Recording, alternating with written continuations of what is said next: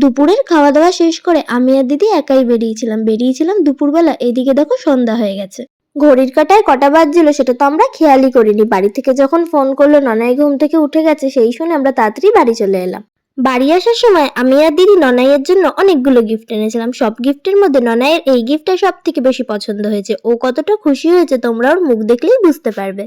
এরপরে সন্ধ্যাবেলা আমরা সবাই মিলে চলে গিয়েছিলাম বান্টি মোমোতে। এই দোকানের রেকমেন্ডেশন আমি পেয়েছিলাম বং ইনসেন সোনাইদির কাছ থেকে। এই দোকানের মোমোর রিভিউ সোনাইদি কিন্তু খুব ভালো দিয়েছিল। রিভিউটা কতটা সত্যি চলো এবার তোমাদের সাথে শেয়ার করা যাক।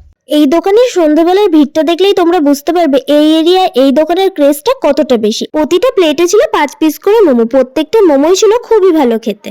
এই দোকানটা রয়েছে শ্রীরামপুরের ফ্যাশন সিটির একদমই পাশে।